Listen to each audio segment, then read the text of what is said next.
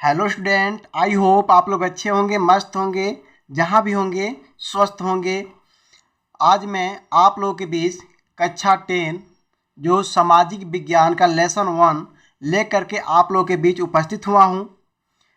मैं एक अपना दायित्व निभाते हुए अपने परिवार के सदस्य और जो भी मेरे क्लास 10 के बच्चे हैं उनके लिए मैं यूपी एमएसपी द्वारा दिए गए सिलेबस के अनुसार, यानी जो यूपी बोर्ड में पूछेगा, जो आईएमपी है, मैं केवल उसी को लेकर के आप लोगों के बीच उपस्थित हुआ हूँ। आप लोग एक बार ज़रूर इस वीडियो को देखिए और पढ़िए। टोटल जितना है आपका डाउट क्लियर हो जाएगा।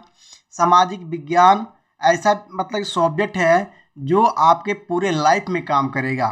किसी भी एग्ज़ाम के लिए क्लास 10 का सामाजिक विज्ञान बहुत ही इम्पोर्टेंट होता है। आप लोग ध्यानपूर्वक इसे पढ़ें। साथ ही साथ मैं भी बता देता हूँ कि जो भी एग्ज़ाम देने वाले बच्चे हैं उनके लिए ख़ास तौर से ये मेरा अनुरोध है, परामर्श के अनुसार, कि आप लोग, और साथ ही साथ एडवाइस भी दे रहा हूँ कि आप लोग एक कॉपी और पेन लें और जितना मैं बता रहा हूँ, जितना वीडियो पे आप लोग को नज़र आएगा उसको आप लोग नोट कर लें और हमारे साथ बैठ करके दोहराएं। फिर एक बार आप लोग अपने मन से दोहरा लेंगे, डाउट जितना भी होगा आपका क्लियर होगा। आपके आसान भाषा में जहाँ से आप लोग निवास करते हैं मैं उसी भाषा में ही आप लोगों को पढ़ाऊँगा। मैं जहाँ तक सक्षम हूँ, जितना विषय मैं दे सकता हूँ उतना मैं देने के लिए आप लोग को कोशिश करूँगा। चाहे आपका हिंदी हो, चाहे इंग्लिश हो, चाहे मैथ हो, चाहे सामाजिक विज्ञान हो, यानी जितना हमारे पास है नोट्स वगैरह, जितना मैं पढ़ाता हूँ, जितना जानता हूँ उतना अवश्य आप लोगों को भी दे दूँगा। यह खास तौर के वीडियो में बना रहा हूँ कि जो बच्चे इधर उधर भाग दौड़ कर रहे हैं, परेशान हो रहे हैं, बोर्ड इनके सिर पे है, कौवे जैसे मंडरा रहा है, मैं पिछले वीडियो में बताया हूँ, वो लोग परेशान ना हो, चिंतित ना हो। बस वो लोग अपने कॉपी लें, पेन लें और वो कहीं शांतिपूर्वक बैठ जाए। पूरा का पूरा वीडियो देखें, एक भी मिनट आप लोग ना छोड़ें, जिससे आप लोग को मैं बता रहा हूँ बहुत लाभ होगा। ठीक है, यह वीडियो थोड़ा सा फास्ट होगा। इस वीडियो को थोड़ा सा आप लोग रोक रोक कर बीच में स्टॉप करके देखेंगे और लिखेंगे, समझेंगे। क्लियर? और एक बात बताता हूँ कि अपने दोस्तों लोगों को भी शेयर करेंगे, एडवाइस दीजिए, बताइए कि अब चिंता करने की ज़रूरत नहीं है। अब हम लोगों को ऐसे सर मिल गए हैं, ऐसा दोस्त मिल गए हैं कि हम लोगों को पूरा का पूरा सिलेबस पढ़ाएंगे। आप लोगों को चैप्टर वाइज ये मिलेगा आपका वीडियो सामाजिक विज्ञान का। मैं थोड़ा सा परेशान रह रहा हूँ, इसलिए थोड़ा सा वीडियो थोड़ा सा लेट से पड़ रहा है। आप लोग चिंतित ना हुए। क्लास 12 वालों का भी मतलब कि फिजिक्स और बायोलॉजी, केमिस्ट्री, जहाँ तक मेरा मानना है वहाँ तक मैं आप लोगों को जरूर दे दूंगा। आपको पीडीएफ फाइल भी अपलोड करा दूंगा। तो हमारे चैनल को लाइक करें, शेयर करें, अपने दोस्तों को भी बताएं, सुझाव दें और ज़रूर कमेंट बॉक्स में अपना सुझाव हमें दें कि सर हमें किस वीडियो, इस वीडियो पे हमें वीडियो चाहिए, कौन सा विषय आप लोगों को समझ में नहीं आ रहा है, आप अवश्य ही कमेंट बॉक्स में कमेंट करें। चलिए सीधे आप क्लास अपने टॉपिक पे चलते हैं। लेसन 1 स्टार्ट करने से पहले मैं बता देना चाहता हूँ कि लक्ष्य कोचिंग क्लासेस सिकटी दिनाचक में ऑनलाइन और ऑफलाइन दोनों प्रकार से सभी विषय को पढ़ाया जाता है। मैं इसलिए बता रहा हूँ सब्सक्राइब करने के लिए, ताकि जितना मैं वीडियो चढ़ाऊँगा आप लोगों के पास समय से पहुँच जाए। अब विलम्ब नहीं करूँगा, जितना हो सके जल्दी आप लोगों के पास मैं अपना वीडियो को अपलोड कर दूँगा, प्रोवाइड कर दूँगा कि आप लोग पढ़ सकें। चलते हैं, कॉपी पेन साथ में ले लें, देखते हैं। पहला टॉपिक है राष्ट्रवाद। अब राष्ट्रवाद क्या है, यानी आप लोग यह समझेंगे कि मैं भारत का एक नागरिक हूँ। अभी आप लोग का उम्र 18 वर्ष नहीं है, 18 वर्ष में नागरिक मान जाएंगे। तो उसमें क्या होता है कि हम कैसे पहचाने जाएंगे कि हम भारत देश के निवासी हैं। तो हमारा कोई ना कोई पहचान होगा, प्रूफ होगा। हमारी वातावरण के अनुसार कार्य करेंगे। हम कृषि देश में रहते हैं। हमारा कार्य क्या है? कृषि करना। हमारी बोलचाल, रहन सहन, सबकी एक क्या है? एक सीमा है, एक अवधि है, जिसमें हम लोग क्या करते हैं? कार्य करते हैं। सेम उसी प्रकार से वही ये तो है हमारा विचारधारा। देख लेंगे। राष्ट्रवाद वह विचारधारा जो किसी भी राष्ट्र के सदस्यों में एक सामूहिक पहचान को बढ़ावा देता है। मैंने बताया क्या कि आप लोग अपने भारत देश में रहते हैं तो यहाँ पे कोई ना कोई विचारधारा है। आप जिस रहन सहन में कार्य करते हैं, जहाँ पे आप मान लीजिए आप अपने गांव में रहते हैं, आपके गांव में क्या क्या होता है, दूसरे गांव में जाकर देखिए वहाँ पर क्या क्या होता है, थोड़ा से अंतराल मिल ही जाएगा। जैसे देख लीजिए, आप बिहार नज़दीक है आपके, यूपी हमारा मतलब राज्य है, तो यहीं पर देख लीजिए थोड़ा सा भाषा का भी चेंजिंग होता है और रहन सहन का भी चेंजिंग हो जाता है। राज्य में हमारे यहाँ है, कोई लोग मतलब कि ऐसा समझ लेंगे, कोई पैंट शर्ट पहनता है, कोई लुंगी पहनता है ना। तो ये रहन सहन की प्रक्रिया है, क्या खाता है, कोई दाल चावल खाता है, कोई रोटी सब्जी ज़्यादा खाता है, कोई ज़्यादा मतलब कि अपने खाने की प्रक्रिया हो, चाहे पहनने की प्रक्रिया हो, चाहे वार्तालाप की प्रक्रिया हो, बात करने की प्रक्रिया हो, उसी को तो हम लोग विचारधारा बोलते हैं। तो वह विचारधारा जो किसी भी राष्ट्र के सदस्यों में, यानी राष्ट्र का कोई भी सदस्य हो, एक सामूहिक पहचान को बढ़ावा देता है, यानी बताता है कि मैं भारत का नागरिक हूँ, मैं उत्तर प्रदेश से आया हूँ, मेरा जिला ये है, यानी मैं अपनी अस्तित्व को बता रहा हूँ कि मेरी ये पहचान है। उसी को राष्ट्रवाद कहते हैं। क्लियर हुआ आपके भाषा में? चलते हैं इसमें आगे।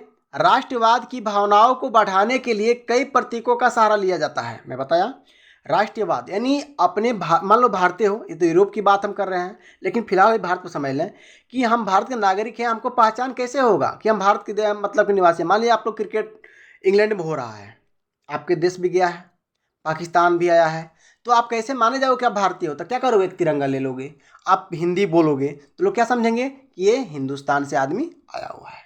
क्लियर? तो वही है, राष्ट्रवाद की भावनाओं को बढ़ाने के लिए कई प्रतीकों का सहारा लिया जाता है। जैसे क्या क्या है प्रतीक? तो राष्ट्रीय ध्वज, अर्थात आप लोग कहते हो तिरंगा, वही राष्ट्रीय ध्वज है। राष्ट्रीय गीत जानते ही हो आप लोग, करते हो। राष्ट्रीय गान ये भी जानते हो आप लोग। इसी से पहचान की जाती है कि मैं भारतीय हूँ, मैं यूरोपीय हूँ, मैं इंग्लैंडियन हूँ, मैं चाइना से हूँ, ऐसे देश का बता सकते हैं। क्लियर हुआ? इसको बोलते हैं राष्ट्रवाद। अब चलते हैं आगे, यूरोप के बारे में थोड़ा देखते हैं इसको, यूरोप में क्या क्या चीज़ें हुई हैं।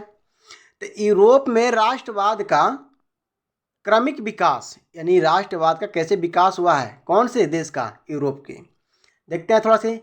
19वीं सदी के मध्य तक, यानी 19वीं सदी के मध्य तक, यानी 19वीं सदी था उसमें, उसके मध्य तक क्या हुआ? यूरोप देश वैसे नहीं थे, यानी यूरोप देश वैसा नहीं था जैसे कि आज है।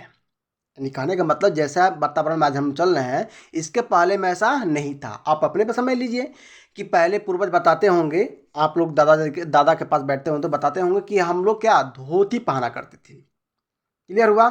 इस समय क्या है, लोग पैंट शर्ट पहनकर कहीं जाते हैं, शादी विवाह या कहीं भी समारोह में।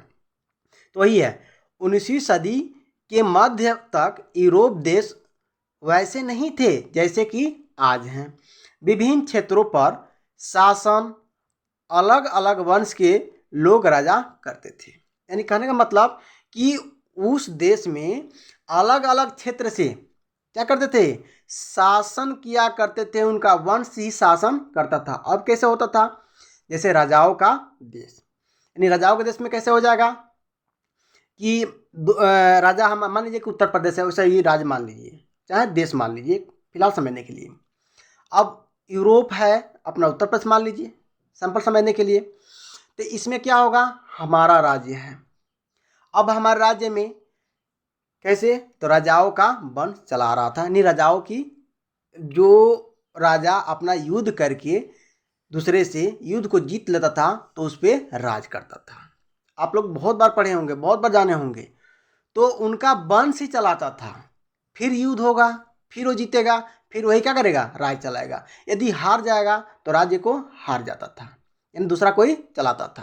तो इसी के बारे में बताया गया है कि 19वीं सदी के मध्य तक यूरोपीय देश वैसे नहीं थे जैसे कि आज हैं। विभिन्न क्षेत्रों पर शासन अलग अलग वंश के लोग राज करते थे। इन क्षेत्रों पर राजवंश का शासन हुआ करता था। क्लियर हुआ?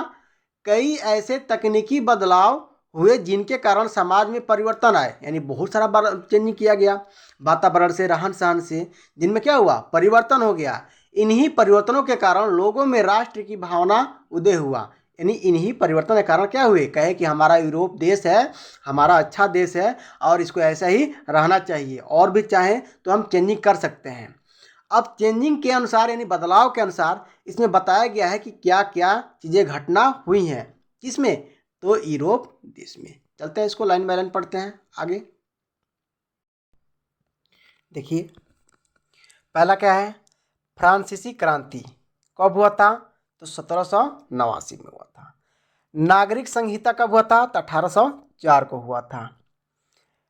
वियना का संधि कब हुआ था, तो 1815 में हुआ था। उदारवादियों की क्रांति कब हुई थी, तो 1848 में हुई थी। जर्मनी का एकीकरण कब हुआ था, तो 1866 से लेकर के 1871 तक हुआ था। क्लियर। इटली का एकीकरण कब हुआ था, तो 1859 से लेकर के 1871 तक हुआ है। क्लियर हुआ। चलिए अब थोड़ा सा इसके बारे में जान लेते हैं। फ्रांसीसी क्रांति के आरंभ से ही फ्रांसीसी क्रांतिकारियों ने ऐसे अनेक कदम उठाए जिनमें फ्रांसीसी लोगों में एक सामूहिक पहचान की भावना पैदा हो सकती थी। मैंने भी पीछे बताया हूँ कि एक ऐसी कदम वो लोग उठाए कि मैं यूरोप देश का हूँ, इसमें हम लोग क्या करें कि हम लोग पहचान करें। तो वहाँ का ध्वज भी स्वयं हो गया, राष्ट्रीय गान राष्ट्रीय गीत वहाँ पर अपना लिए। इसी के अनुसार 1789 में सत्ता का स्थानांतरण राजतंत्र से लोकतांत्रिक संस्था हो गई। यानी जो लोग, ऐसा आप मान सकते हो या कह सकते हो कि राजतांत्रिक व्यवस्था थी वह लोकतांत्रिक हो गई, यानी एक गवर्नमेंट हो गया। जैसे राजतांत्रिक कह सकते हैं, जैसे मुख्यमंत्री हमारे हैं उत्तर प्रदेश के, ये राजतांत्रिक कार्य हो गए। अब लोकतांत्रिक जैसे प्रधानमंत्री जी हैं, वो जो कहेंगे हमारे देश में चलेगा, तो लोकतांत्रिक संस्था को हुआ। क्लियर हुआ। इस नई संस्था का निर्माण नागरिकों द्वारा हुआ था। भाई नागरिक हम भी लोग हैं ना, या वहाँ के लोग हैं नागरिक। तो यूरोप देश के जितने भी नागरिक थे ये किनके अनुसार हुआ, तो उन लोगों के अनुसार हुआ जो उस देश के नागरिक थे। क्लियर हुआ। इस नई शुरुआत से ऐसा माना जाने लगा कि फ्रांस के लोग अपने देश का भविष्य खुद तय करेंगे। यानी यूरोप देश में मतलब रहने वाले, निवास करने वाले व्यक्ति अब सोचने लगे कि हमारा एक देश बने, हम खुद इस पर राज करें, हमारा देश स्वतंत्र रहे, हम जो चाहे वो कर सकते हैं। इसके अनुसार क्या किए, उन्होंने खुद तय किया कि जो करेंगे सो हम ही लोग करेंगे। बाद में नेपोलियन ने प्रशासनिक क्षेत्र में क्रांतिकारी सुधारों को प्रारंभ किया, जिसे 1804 ईस्वी की नागरिक संहिता के नाम से जाना जाने लगा। यानी पहचानने लगे किसको, नेपोलियन संहिता को। ये नेपोलियन संहिता क्या है, तो यूरोप देश का है। यानी फिर मैं एक बार बताता हूँ, आप लोग को देख लीजिए कि इस नई शुरुआत में ऐसे माना जाने लगा, यानी नया नया जो मतलब कि अपने नई चीज़ें बनाने लगे, नई सोच, नए विचार, नए कार्य को करना। तो क्या हुआ, फ्रांस के लोग अपने देश का भविष्य खुद तय करेंगे, यानी खुद सोचेंगे, खुद बनाएंगे। बाद में नेपोलियन ने प्रशासनिक क्षेत्रों में क्रांतिकारी सुधारों का प्रारंभ किया। यानी कहने मतलब कि नेपोलियन आया और जितना भी प्रशासनिक कार्य थे, यानी प्रजा के अंदर कार्य करने वाले थे, उसमें क्या किया, बदलाव कर दिया। कब किया, तो 1804 में किया। जो नागरिक संहिता नेपोलियन की संहिता के नाम से जाना जाने लगा। यानी उस वहाँ के देश, यूरोप के देश के लोग जो थे वह नेपोलियन के नाम से जानने लगे। इसके अलावा यूरोप में 19वीं सदी के शुरुआती दशकों में राष्ट्रीय एकता से संबंधित विचार उदारवाद से करीबों से जुड़ने लगे। यानी कहने का मतलब कि यूरोप में जो 19वीं सदी की शुरुआत हो रही थी, तब वहाँ के दशकों ने क्या किया, राष्ट्रीय एकता, यानी राष्ट्र में एकता बनाई कि नहीं हमारा सरकार ऐसा होना चाहिए, हमें ऐसे कार्य करना चाहिए। सब लोग मिलकर के एकता की, एकता किसे बोलते हैं, एक समूह को बोलते हैं। से संबंधित विचारधारा उदारवाद से करीब से जुड़े, यानी उदारवाद के करीब से जुड़े, यानी दूसरे विचारधारा से वो लोग जुड़ गए। उसका नाम क्या था, तो उदारवाद की धारा से वो लोग जुड़ गए, मिल गए, उससे संबंध कर लिए। क्लियर हुआ। आगे चलते हैं। अगला टॉपिक है फ्रांसीसी क्रांति एवं राष्ट्रवाद। अब फ्रांसीसी क्रांति क्या थी, कैसे हुई और इनका राष्ट्रवाद कैसे हुआ, इसके बारे में पढ़ लेते हैं थोड़ा से। चलिए, सत्ता राजतंत्र से लोकतंत्र के साथ में आने से राष्ट्रवाद की भावना का लोगों में विकास हुआ। अब देखिए, जो सत्ता थी राजतंत्र से जब लोकतंत्र में चला गया तो क्या हुआ, राष्ट्रवाद की भावना को लोगों में बहुत सारा विकास हुआ। भाई सोच प्रथा बढ़ गई, उनकी सोचने की क्रिया बढ़ गई, कार्य करने की क्रिया बढ़ गई, वो लोग रहन सहन में अपना चेंजिंग कर लिए। कब, जब लोकतांत्रिक व्यवस्था हुआ तब। क्लियर। इसमें क्या क्या हुआ, पहला था इसमें पहला क्या हुआ देख लेते हैं, एक मिनट।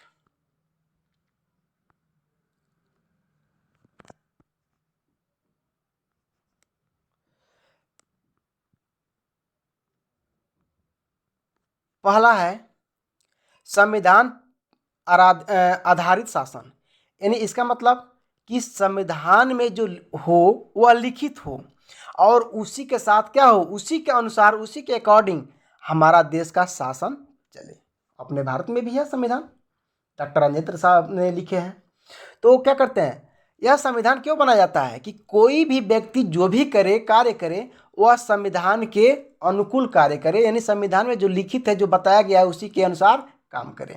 इसके बाहर से काम करने वाले लोगों को क्या कहता है, अपने यहाँ भी देखते हैं या सुनने में आता है कि संविधान को उल्लंघन कर दिया। इसका मतलब क्या, उसको दंड दिया जाए। ये संविधान में नहीं था।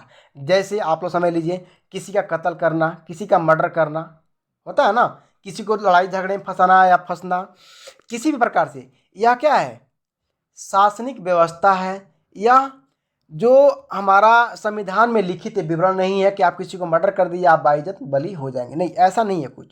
यानी संविधान लागू किया गया है कि जो व्यक्ति गलत कार्य करेगा किसी प्रकार से, उसको क्या किया जाएगा, उसको दंड दिया जाएगा। यानी किसके द्वारा, तो शासन प्रशासन के द्वारा। दूसरा क्या है, समानता, स्वतंत्रता, बंधुत्व जैसे विचार, यानी समानता, सब समान हो, कोई ऊंच नीच ना हो, सबको समान नजर से देखा जाए। क्लियर। स्वतंत्रता, यानी ये लोग स्वतंत्र रहे, किसी से पीड़ित ना रहे, किसी से बंधक ना रहे कि तुम हमारे गुलाम हो, मैं जो चाहूँगा वही करोगे, ऐसा कुछ नहीं।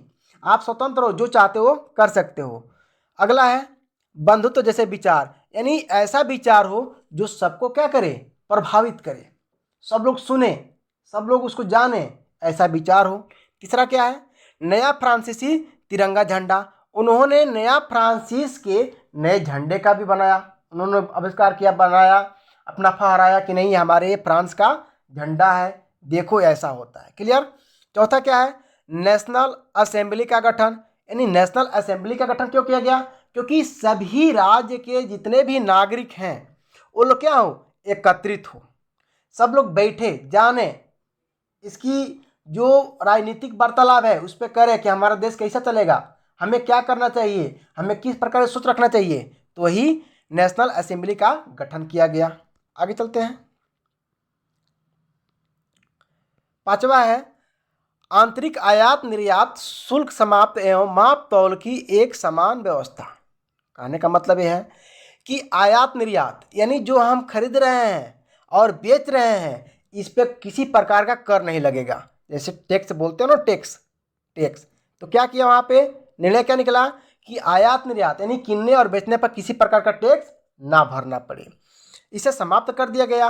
और माप तौल की एक समान व्यवस्था की गई, यानी माप तौल की किसी को अधिक ना दो, किसी को कम ना दो।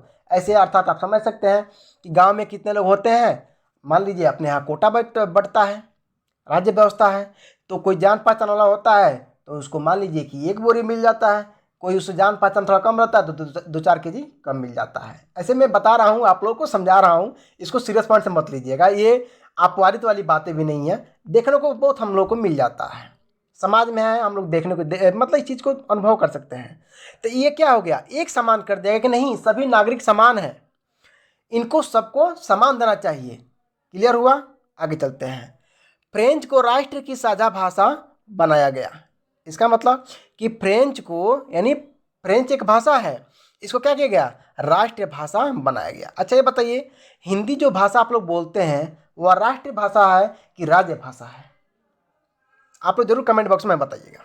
क्लियर। आप लोग सोचिए, विचारिए, पढ़ रहे हैं ना।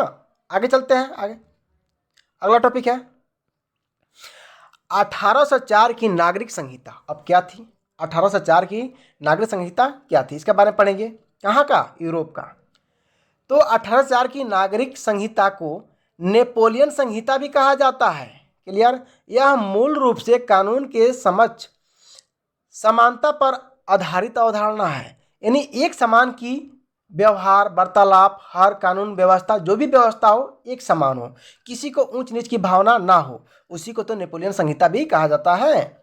अब इसकी विशेषताएं हैं जो निम्न प्रकार से है। पहला क्या है, जन्म पर आधारित विशेषाधिकारों की समाप्ति, यानी जन्म के अनुसार जो विशेषता है जो दिया जा रहा है उनको दिया जाए, एक उम्र बाउंडेशन कर दिया जाए और उसको क्या किया जाए, समाप्त कर दिया जाए। जैसे अपने यहाँ 5 साल के बच्चों तक क्या मिलता है, फ्री में जो आंगनबाड़ी में खाने को मिलता है, उनको पढ़ने को भेजिए, जैसे सरकारी स्कूल में, सॉरी, अब मान लीजिए ऐसे सबसे आसान भाषा में, कक्षा 1 से लेकर कक्षा 8 तक हमारे उत्तर प्रदेश में क्या चलता है, मुफ्त शिक्षा चलती है, जिसमें बच्चों लोगों को पढ़ाया तो जाता है लेकिन साथ साथ भोजन का भी व्यवस्था किया गया है और साथ ही साथ उनको स्कॉलरशिप भी दिया जाता है, ड्रेस मिलता है, यूनिफॉर्म मिलता है और बैग भी मिलता है। तो वही है, एक सीमा होती है। तो ये बताया गया है कि जन्म पर आधारित विशेषाधिकारों का समाप्ति, यानी किस अवस्था तक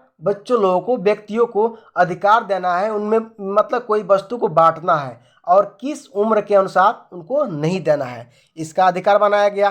किसमें, संविधान के अनुसार। वहाँ पे कानून के सामने समानता एवं संपत्ति को अधिकार को सुरक्षित किया गया। अर्थात कहने का मतलब कि कानून बनाया गया, उस कानून में क्या कहा गया कि जितने भी संपत्ति वाले हैं, पैसे, धन, दौलत, उनको सुरक्षा करे, यानी शासनिक प्रशासनिक जो व्यवस्था है उस पर लागू करा दिया गया। जैसे अपने यहाँ नाइट में देखते हैं कि पुलिस घूमती है ना, सुरक्षा करती है, बताती है कि आप किसी प्रकार की समस्या है तो हमसे कहिए, हम उसका सलूशन करेंगे, यानी सॉल्व करेंगे।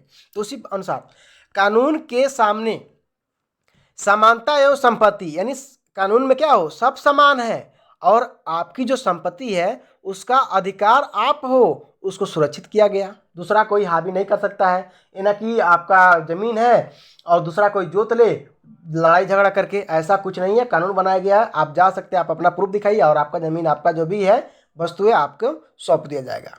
तीसरा क्या बताया गया है, प्रशासनिक विभाजनों को सरल करना, यानी जो कहने का मतलब कि शासनिक प्रशासनिक व्यवस्था होती है वो आसान किया गया। कोई डरे नहीं, कोई बात कहने से पहले अपना हिचकिचाए नहीं, वो पूर्ण रूप से अपनी बातों को रख दे कि ये समस्या है, प्रॉब्लम है, उनको क्या करेंगे, सॉल्व करेंगे।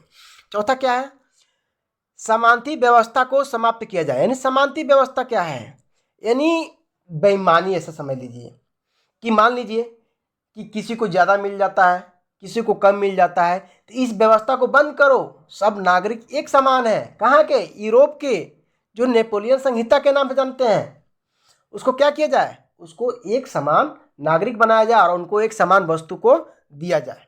क्लियर। जैसे स्कूल में आप लोग देखते हैं तो एक समान यूनिफॉर्म में बच्चे दिखाई देते हैं, यानी सबका, किसी का ऐसा नहीं है कि किसी का ड्रेस येलो है तो अमीर है, किसी का रेड है तो गरीब है, ऐसा नहीं, सबको क्या, ब्लू है तो ब्लू ही यूनिफॉर्म दिया जाए, यानी सबको एक समान माना जाए। पांचवा क्या है, किसानों के भू दासत्व और जागीरदारी शुल्कों से मुक्त किया जाए। अर्थात कहने का मतलब कि जो किसान अपने फसलों पे कर देते हैं, आज भी चलता है, असम राज्य में हमने देख रखा है कि उनके पीढ़ी दर पीढ़ी कर दिए जाते हैं। किसका, किसान जो फसल उगाते हैं, यानी भूमि का, जमीन का, कि आप इसका कर भरना है। अपने यूपी में ये नहीं है, कर बिल्कुल नहीं है, कर को समाप्त कर दिया गया है।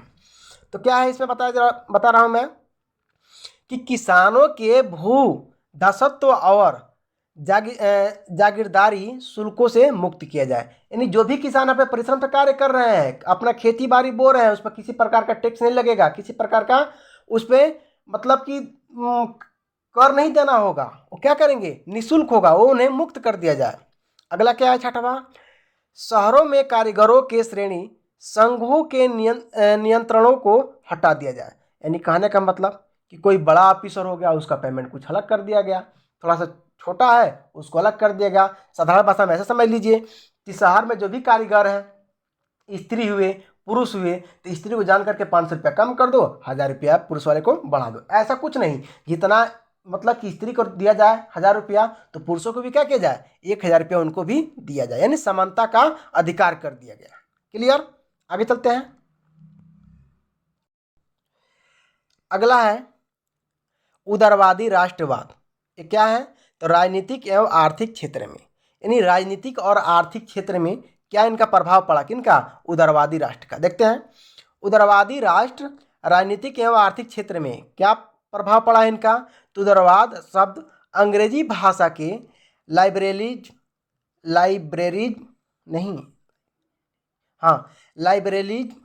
का हिंदी अनुवाद है। इसकी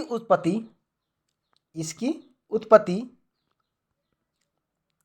अंग्रेजी भाषा के शब्द लाइब्रेरी से हुई है। किसकी? लाइब्रेरिज्म का जो अंग्रेजी भाषा है किससे हुई है? तो लाइब्रेरी से हुई है। अर्थात उदारवाद स्वतंत्रता से संबंधित है, यानी स्वतंत्र है, जिसका अर्थ व्यक्ति की स्वतंत्रता का सिद्धांत है। जिसका अर्थ क्या है? कि व्यक्ति स्वतंत्र है, वहाँ का नागरिक स्वतंत्र है, जिसे लिबरलिज्म शब्द लैटिन भाषा के लिबरलिज्म शब्द से भी संबंधित माना जाता है। सार्टोरी के अनुसार यह बताया गया कि उदारवाद व्यक्तिगत स्वतंत्र रहेगा। क्लियर? न्यायिक सुरक्षा तथा संवैधानिक राज्य का सिद्धांत तथा व्यवहार भी क्या रहेगा? समान रहेगा। क्लियर? आगे चलते हैं। अगला है राजनीतिक क्षेत्र में उदारवाद। अब देखते हैं। लोकतंत्र का समर्थन करता है, यानी लोकतंत्र का समर्थन करता है। राज्यसभा से हटाकर लोकतंत्र कर दिया गया था। अब इसमें एवं शक्तियों के पृथकीकरण, यानी जितने भी शक्तियाँ थी, जितने थे वहाँ पे राजनीतिक वार्तालाप थे, उनको मिलाया गया और कानून का शासन को प्रकाशित किया गया, जहाँ पे न्यायिक पुनर्लोकन जैसी व्यवस्थाओं को पक्षधर है। यानी कहने का मतलब कि जो भी व्यक्ति है वो कानून के अनुसार है, शक्ति में रहे, यानी अपने एकजुट बनाकर रहे, और ये क्या करें? इन व्यवस्थाओं को पक्षपात से हटा दिया गया कि नहीं, इसमें किसी के प्रति पक्षपात नहीं होगा, कानून व्यवस्था के अनुसार सबको एक समान माना जाएगा। अर्थात उदारवाद हर एक रूप में व्यक्ति की स्वतंत्रता का ही समर्थन करता है। क्या करता है? कि उदारवाद हर एक रूप में व्यक्ति की स्वतंत्रता का ही समर्थन करता है। यह जीवन के सभी क्षेत्रों में दमन का विरोधी है, यानी किसी प्रकार से आप आपराधिक बात नहीं कर सकते हैं, किसी प्रकार से आप उल्लंघन किसी क्रिया को नहीं कर सकते हैं। आप एक प्रशासनिक व्यवस्था में हैं, आप स्वतंत्र तो हैं, लेकिन इससे कुछ अलग कार्य नहीं कर सकते हैं। चाहे वो दमन नैतिक हो, चाहे वो धार्मिक हो, चाहे सामाजिक हो, चाहे राजनीतिक हो, चाहे आर्थिक हो, चाहे सांस्कृतिक हो। अर्थात समझ लेते हैं इसको तुरंत भाषा को। चाहे दमन नैतिक हो, यानी नैतिक मतलब जीवन काल कि बताया गया है कि आप स्वतंत्र हैं, लेकिन इतना भी स्वतंत्र नहीं है कि आप अपने मन से जिए रहें, किसी को मारें, किसी को गाली दें, ऐसे स्वतंत्र नहीं है। अगला क्या है? धार्मिक, यानी धर्म से जुड़े हैं, ठीक है, आप उसी धर्म में रहिए, लेकिन धर्म का पालन कीजिए। सामाजिक, एक समाज होना चाहिए जहाँ पे हम कहाँ तक बोल सकते हैं, हम किसी को कहाँ तक बता सकते हैं, इस कहाँ तक वार्तालाप कर सकते हैं, सामाजिक व्यक्तिगत होता है। राजनीतिक, यानी राजनीति तो करेंगे, लेकिन उसका सीमा है, कहाँ तक करना है, ज़्यादा करेंगे तो उल्लंघन ही हो जाएगा। आर्थिक, जो आर्थिक व्यवस्था है, सांस्कृतिक व्यवस्था है, ये भी एक सीमा से लगा हुआ है। अब पढ़ लेते हैं इसमें। आर्थिक क्षेत्र में उदारवाद मुक्त व्यापार तथा राज्य को बुराई बताकर व्यक्तिवाद का समर्थन करता है। क्या है? आर्थिक व्यवस्था जो मुक्त व्यापार को, यानी व्यापार लोग कर रहे हैं, कोई खरीद रहा है, कोई बेच रहा है, इनको क्या किया गया? राज्य की बुराई बताकर कि इस राज्य में किना जा रहा है, बेच रहा है, बहुत बुरा काम कर रहा है राज्य, ऐसा बुरा बात बता करके क्या किया गया? व्यक्तिवाद, यानी व्यक्तियों में लड़ाई झगड़े आपस में करा दिए गए और समर्थन करता है कि ऐसा ना करो, आप जो भी कर रहे हो सही कर रहे हो या गलत कर रहे हो, इस प्रकार से अपवादित वाली बात करके उनमें समर्थन कर दिया गया।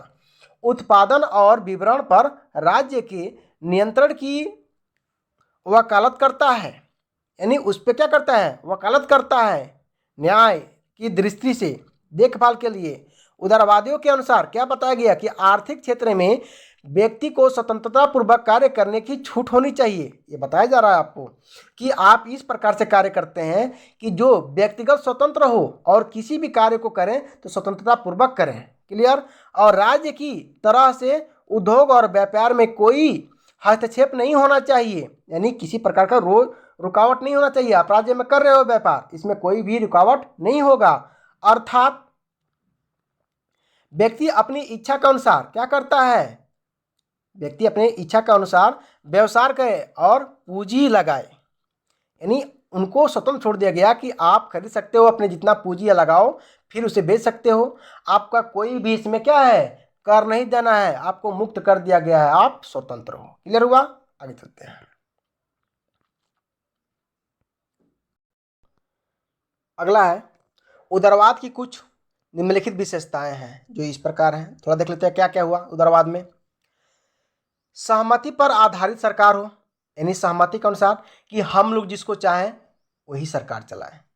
ऐसे अपने आप ही होता है कि हम जिसको चाहते हैं वही सरकार चलाता है। ऐसा नहीं है कि हम लोग कहें कि नहीं ये व्यक्ति बुरा है और इसका ये नहीं होना चाहिए, तो हम लोग निर्णय कर सकते हैं। उसी प्रकार से कि वहाँ पे जो प्रशासनिक व्यवस्था थी इसमें ये मुक्त नहीं था कि आप जिसको चाहे उसको बैठा दे, नहीं, आप खुद चुनिए कि कौन अच्छा है कौन बुरा है, किसको वोट देना है किसको वोट नहीं देना है।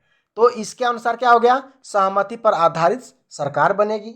यानी कहने का मतलब कि हम जिसको चाहेंगे उसी को क्या करेंगे, सरकार के पद पे बैठाएंगे। दूसरा क्या है, संविधान आधारित शासन हो, यानी संविधान के अनुसार ही, यानी संविधान के अकॉर्डिंग वहां पे कार्य हो, उसके बाहर कोई भी कार्य ना हो। संसदीय सरकार या प्रतिनिधि आधारित हो, इसका मतलब कि संसदीय यानी संसद भवन में बैठने वाले सरकार द्वारा जो कहा जाए वो पूरे देश के लोग क्या करें, माने, करें, उस पर मौलिक विचार करें, अपनी कर्तव्य को सुझाव करें, बताएं कि वही तो है संसदीय सरकार, कि आपका देश स्वतंत्र है, आप भी स्वतंत्र हो, आपको ये कार्य करना चाहिए। क्लियर हुआ? चौथा है विशेषाधिकारियों का अंत, यानी विशेषाधिकारियों का अंत, यानी कोई विशेष प्रकार से अलग काम करता है उसको क्या किया जाए, समाप्त किया जाए। यानी इलीगल वर्क जो हमें नहीं करना चाहिए, जो हमारे संविधान में लिखित नहीं है, उस कार्य को नहीं करना चाहिए, क्या है, इलीगल है, उस पर क्या हो, विशेषाधिकारों का अंत किया जाए। क्लियर? पांचवा है कानून के समक्ष समानता, यानी कानून के अनुसार सभी को समान अधिकार है। अब कानून के हित में ही रहकर हमें किसी कार्य को करना चाहिए, ये नहीं कि कहीं भी जाकर के लड़ाई झगड़े उपाड़ दें, उस पर तोड़ फोड़ करें, एक गलत है, प्रशासनिक व्यवस्था से गलत है, संविधान में लिखित नहीं है। तो क्या हो गया, कानून के समक्ष समानता, यानी कानून सबको क्या मानता है, एक समान मानता है, उसके अंतर्गत किसी कार्य को आप लोग करिए। ऐसा है जी? नहीं है, आप लोग देखेंगे, बिल्कुल देखेंगे। छठवा है मताधिकार का समर्थन, लेकिन सबके लिए नहीं। मत अधिकार का समर्थन है, यानी उस देश के जो लोकतांत्रिक व्यवस्था है, जो सरकार बता रही है कि मत अधिकार किसको बोलते हैं, यानी वोट देना, अपना मत देना, कि हम वोट दीजिए, सब लोग दीजिए, लेकिन उसमें भी बाउंडेशन कर दिया गया। जैसे अपने यहाँ 18 वर्ष से कम बच्चों लोगों को वोटिंग देने की अनुमति नहीं है। क्लियर हुआ? उसी के अनुसार, उसी के अकॉर्डिंग कि मत अधिकार का समर्थन है लेकिन सबके लिए नहीं है। क्लियर? सातवां है मुक्त बाजार, यानी किसी प्रकार का उस पर कर ना हो, आयात के लिए और निर्यात के लिए। अपने यहाँ तो दिया जा रहा है भाई, हम लोग यहाँ तक कि चीनी भी खा रहे हैं, उसको जूस बनाकर, चाय बनाकर, जिस मतलब कि उपभोक्ता है चीनी के, तो क्या करते हैं, कर देते हैं। कर कौन देता है, जो उपभोक्ता आदमी होते हैं, जो खाने पीने वाले व्यक्ति होते हैं, वही तो देते हैं कर, सरकार टैक्स लेती है उसकी, ये तो है। अगला क्या है, वस्तुओं एवं सेवाओं पर प्रतिबंधों से मुक्ति। देखिए, कोई वस्तु हो या आप सेवा करना चाहते हो तो प्रतिबंध नहीं होगा, उस पर मुक्त होगा, कोई भी कर नहीं लगेगा। मान लीजिए कि ऐसा सपोर्ट डेट एक आपके भाषा में बता देना चाहता हूँ कि मान लीजिए आपके यहाँ गांव में मंदिर है, कोई जा करके पूजा पाठ करता है, तो पूजा पाठ करने के लिए कोई कर देना पड़ता है? नहीं, दान लोग करते हैं, करना है तो करो, नहीं करना है तो ना करो। दान से मुझे याद आया, मैं बता देता हूँ, दान आपके पास पैसा है तो दान कीजिए, नहीं है तो ना कीजिए, कोई पाबंदी नहीं है, कोई जबरदस्ती नहीं है। 1 रुपया कीजिए या 1000 रुपया कीजिए, दान क्या है, स्वतंत्र है तो दीजिए, नहीं है तो ना दीजिए। इसके लिए बिल्कुल कहीं झगड़ा लड़ाई की आवश्यकता नहीं है, ये क्या है, मुक्त है। वही बताया गया है कि वस्तु हो, चाहे कपड़ा लत्ता लेन देन की प्रक्रिया हो, कोई बांट रहा है मुफ्त में तो उसे ले लो, उस पर कोई कर नहीं देना है, चाहे आप दे रहे हो तभी उस पर कोई कर नहीं लेना है। एवं सेवाओं पर प्रतिबंधों से मुक्ति, तो मैं बताया हूँ कि सेवा धार्मिक जैसे भी हो, उस पर किसी प्रकार का कर नहीं लगेगा। धर्मनिरपेक्षता में विश्वास। अब धर्मनिरपेक्षता में विश्वास कैसे है कि आप जिस धर्म से जुड़े हैं, जैसे मुसलमान लोग हैं, हिंदू हैं, सिख है, ईसाई है, सब लोग क्या है, अलग अलग एक धर्म जाति है और अलग अलग लोग क्या करते हैं, अपना एक विश्वास जमाए हुए हैं। जैसे हिंदू लोग हैं, हनुमान जी का कोई पूजा करता है, उस पर विश्वास जमाया कि हनुमान जी मेरे ऐसे हैं, कोई दुर्गा मैया, कोई काली मैया, मैंने अलग अलग अपने विश्वास के ऊपर है। उसी तरह से मुसलमान है, वो अपनी मस्जिद पे जाते हैं, अपना विश्वास जमाते हैं। क्लियर हुआ। सिख लोग हैं, वो कहाँ जाते हैं, गुरुद्वारे में जाते हैं। तो अपना अपना एक मायने होता है, अपना अपना एक विश्वास है। क्लियर हुआ। 10वां पॉइंट क्या है हमारा, देखते हैं। लोक कल्याणकारी राज्य व्यवस्था का समर्थन। अब लोक कल्याणकारी क्या है, यानी जो भी राज्य में किया जाए लोकतांत्रिक के अनुसार वह कार्य हो, और किसी प्रकार की व्यवस्था करना है तो लोकतांत्रिक के अनुसार कार्य किया जाए। क्लियर हुआ। अगला है 1815 के उपरांत यूरोप में रूढ़िवादी। यानी रूढ़िवादी मतलब क्या, मजबूती, कठोरता। कैसे हुआ देखते हैं। 1815 में नेपोलियन की हार के उपरांत, यानी 1815 में जब मतलब आपस में युद्ध किए होंगे लोग या वोटिंग किए होंगे लोग, हो सकता है ना, तो वोटिंग के अनुसार मानते हैं क्योंकि हमने वोटिंग से पढ़ते हुए आया है। तो जब इलेक्शन हुआ 1815 में, नेपोलियन जब था, तो वहाँ पे यूरोप का क्या हुआ, सरकार बन गई। यानी यूरोप वाले मतलब कि अपना वोट से जीत गए और क्या किए, पुनः यानी दोबारा से रूढ़िवाद का बढ़ावा किया, यानी रूढ़िवादी की तरफ बढ़ गए। यानी कहने में नेपोलियन था, स्वतंत्र किया, सभी नागरिक को स्वतंत्र किया, लेकिन जो ही यूरोप वाले आए, यूरोप देश पुनः एक बार बनाया गया, तो क्या हुआ, एक रूढ़िवादी यानी पुनः दोबारा जो नियम शासक था उनका, राजाओं का वंश द्वारा चला हुआ, यानी राजा हम हैं तो हमारा पुत्र ही होगा, युद्ध करेगा, जीतेगा, फिर वही होगा। यानी राजाओं वंश, यानी जो एक राजा है उसका वंश ही चलेगा और कोई नहीं आ सकता है, उस पर सुझाव यानी फिर वही नियम लगा दिया गया। अपनी राजनीतिक विचारधारा के अनुरूप रूढ़िवादियों के स्थापित संस्थाओं, रीति रिवाजों, परंपराओं का समानता दी एवं तीव्र परिवर्तन के स्थान पर क्रमिक विकास पर जोर दिया। अब उन्होंने अपना नया नियम जो पुराने वाला था उस पर और नया बनाया, उस पर क्या क्या करना है। इस परिप्रेक्ष्य में यानी इस तरह के नियम पे ऐसे कह सकते हैं, एक शिखर सम्मेलन हुआ जिसे कांग्रेस कहा गया है। एक शिखर सम्मेलन, वहाँ पे शिखर सम्मेलन हुआ जहाँ पे एक यूनिट बनी, उस यूनिट में कौन सा था, तो कांग्रेस का संगठन हुआ, का आयोजन किया गया, जहाँ पे वियना में किया गया था। ये कौन सा है, तो वियना एक राज्य का है, हो सकता है कि वियना वहाँ का राज्य हो, ग्रामीण हो, ऐसे कह सकते हैं ना, तो वियना एक राज्य के रूप में है। अगला इसी में है, कांग्रेस का आयोजन राष्ट्रियन चांसलर ड्यूक मैटरनिक ने किया। कि कौन किया है कांग्रेस का आयोजन, तो ऑस्ट्रेलियन चांसलर ड्यूक मैटरनिक ने किया, मैटरनिक ने किया। क्लियर हुआ। शब्द थोड़ा सा कठोर है, तोड़ को बताते हैं।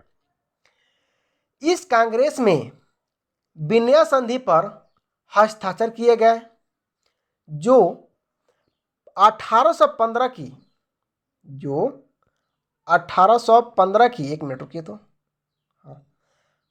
1815 की वियना संधि जो थी वह यूरोप के सभी देशों के राजपूतों का एक सम्मेलन किया था। इस सम्मेलन की अध्यक्षता कौन किया था, तो ऑस्ट्रेलिया के लोग किए थे। और यह ऑस्ट्रेलिया के लोग जो अध्यक्ष किए थे वह राजनेता के मेटरनिक के द्वारा की गई थी। किसके द्वारा की गई थी, तो मेटरनिक के द्वारा की गई थी। इसकी कुछ विशेषताएं इस प्रकार है। अब इसमें क्या क्या हुआ इसके बारे में पढ़ लेते हैं। जो 1815 की वियना संधि की विशेषताएं दी गई हैं। पहला है, फ्रांस में बुर्बो राजवंश की पुनः स्थापना, यानी दोबारा से स्थापना किया गया। कौन, फ्रांस के बुर्बो, यानी जो बुर्बो जो थे वहाँ के, वह राजवंश के अनुसार ही कार्य करते थे। दूसरा है, इसका मुख्य उद्देश्य यूरोप में एक नई रूढ़िवादी व्यवस्था कायम करना। यानी इसका मतलब क्या, कि वहाँ का मुख्य उद्देश्य क्या था यूरोप में, कि नई रूढ़िवादी यानी नया नियम का कार्य करना, उस व्यवस्था को लागू कर देना, उस नियम को लागू कर देना। तीसरा, फ्रांस ने इन इलाकों पर, कौन से, यूरोप के इलाकों पर, यूरोप देश पर क्या किया, आधिपत्य खो दिया, यानी अपना शासन जो भी व्यवस्था था खो दिया था, जो उसने नेपोलियन के समय जीते थे। अपना जो भी राजपाट जीता था, अपना किया था, हक बनाया था, अपना नियम बनाया था, तो ये कब टूट गया भाई, जब नेपोलियन ने जब जीता, वहाँ पे वोट हुआ, इलेक्शन हुआ, तब ये क्या हुआ, फ्रांस ने अपना अधिकार को खो दिया। चौथा है, फ्रांस के सीमा विस्तार पर रोक लगाने हेतु नए राज्यों की स्थापना की। यानी कहने का मतलब कि फ्रांस के सीमा विस्तार, यानी उसने अपना एक सीमा बनाया कि हमारा फ्रांस इतना दूर तक है, और वहाँ पर रोक लगा दी, और क्या किया, एक नया राज्य बना दिया। क्लियर हुआ। अगला टॉपिक है इसमें ड्यूक मैटरनिक, इसके बारे में पढ़ते हैं। चलिए, ड्यूक मैटरनिक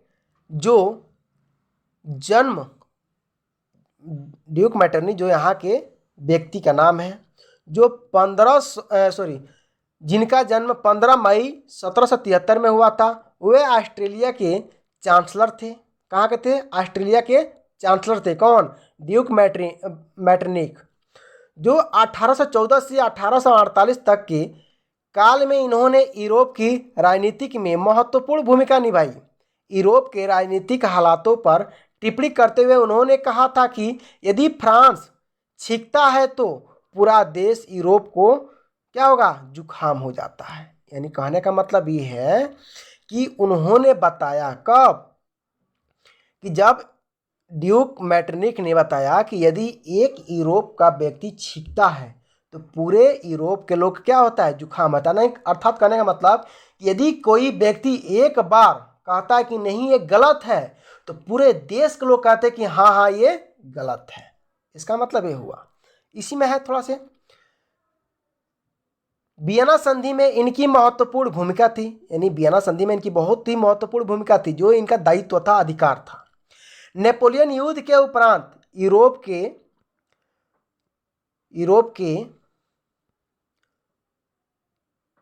पुनः रचना एवं पुराने राजतंत्र की पुनः व्यवस्था में क्या हुआ, उन्होंने सक्रिय भूमिका निभाई।